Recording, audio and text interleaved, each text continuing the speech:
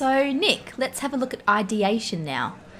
I wrote down a list of what ideation involves. It's a whole bunch of things, including coming up with lots of possibilities, being flexible with ideas and organising them in new ways, challenging assumptions to come up with unexpected results, solving the problem in little bits rather than all at once. A good way to do this is by breaking the problem into smaller chunks that you can put together in unexpected combinations. Putting things together randomly to make connections that you might not have seen before. Using intuition and giving yourself plenty of time to solve the problem. Not worrying about taking risks and making mistakes, it all helps. Collaborating in groups to let you react to each other's ideas. Exploring the problem in a variety of ways and using different senses to find different solutions. Using analogies and metaphors to make valuable associations. Cross-referencing items either randomly or using a system to generate new possibilities. And being confident in exploring ideas even when the outcome isn't clear. And don't get stuck with the idea that there's only one right answer to the problem. Whoa, that's a pretty long list, Sue. Maybe we could sum it up briefly. How about, to generate effective ideas, you should come up with a lot of concepts, think about them in different ways, and experiment with them, without fear of failure or thinking that there's only one right answer. Yeah, I guess in a sense it's all about being prepared to go into uncharted waters and take risks to arrive at novel possibilities. I think that's spot on, Nick. Okay, well I guess there's some sort of system behind all this. Ah, yes, well, that's where creative problem solving and the systems approach to creativity comes in. Hey, this sounds useful. Tell me more about the process. Well, first of all, think of creative problem solving as having 5 main stages. Uh-huh. In stage 1, you think about the big picture. You need to identify the problem to solve, formulate a question to guide the rest of your journey, and then reflect on your progress. That makes sense. So, for that assignment that you were worried about last week, what was the big picture for that? Well, our assignment is to write a report on a research question we create that's related to a current and controversial microbiology issue.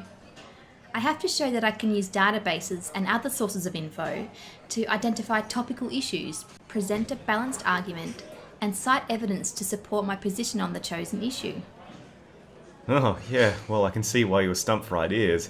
That sounds like a pretty broad topic. I'll bet there's a lot of controversial issues to explore.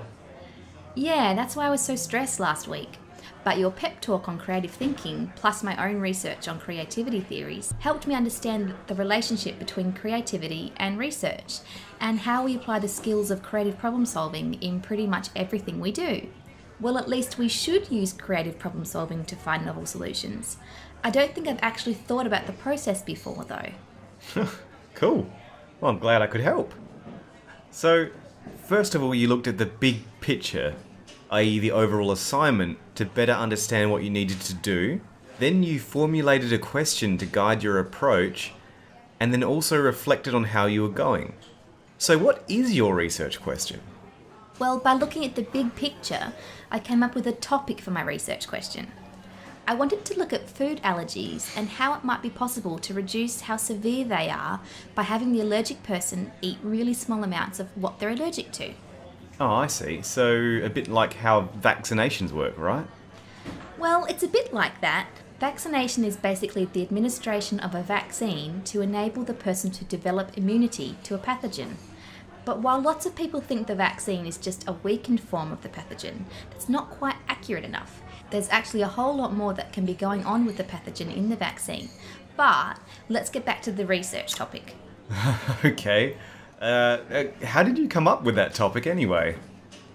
I read about the possibility of feeding really small amounts of peanut protein to kids with severe peanut allergies to hopefully reduce their allergy over time.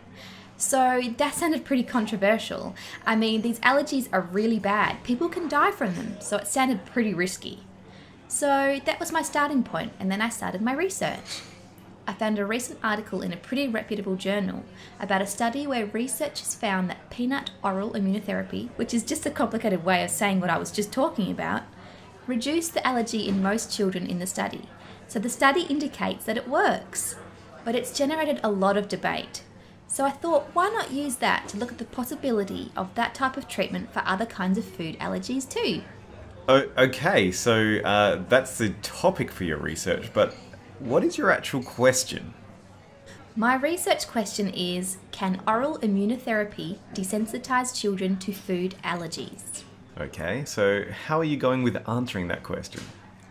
Well, I moved on to the second stage of the creative problem-solving process, which is generating ideas. I used mind mapping and brainstormed my own ideas about the issue. I also tried to challenge all my assumptions about food allergies, who's affected by them, what causes them, and how they're treated. I guess that's how those researchers came up with their treatment method, by challenging their assumptions about the traditional approach to allergies, which was for people with food allergies to completely avoid the food they're allergic to. Generating ideas helped me to come up with keywords that I used to search for and find references for my assignment. Okay, so you're saying that mind mapping helped with divergent thinking. Absolutely. But what about convergent thinking?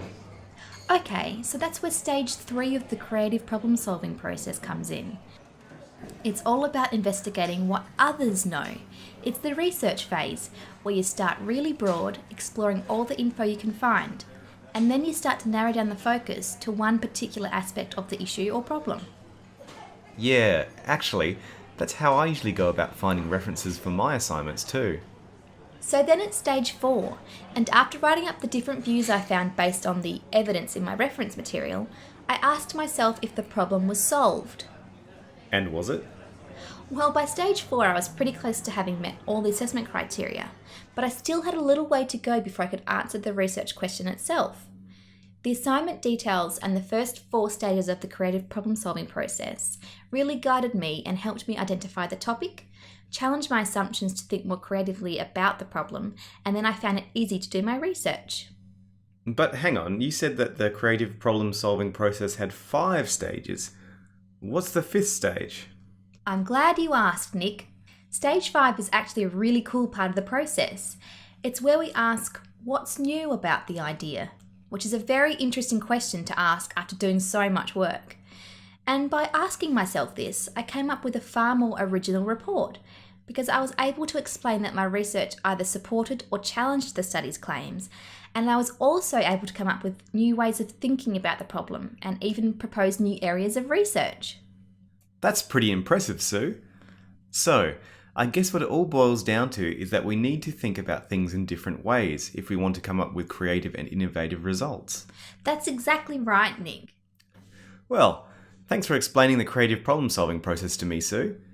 You know, I can see how it could apply to lots of different kind of assignments. Maybe even in our careers once we graduate. Yeah, I think so too. Well, I gotta get to my next lecture now. See you later. Bye, Nick. Sue has just outlined the process she undertook to approach her assignment using creative problem solving.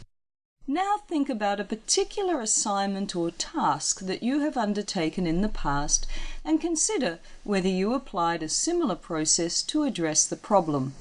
If not, what strategies did you apply to solve the problem? Were they effective? Could creative problem solving have assisted in meeting the demands of the assignment or task?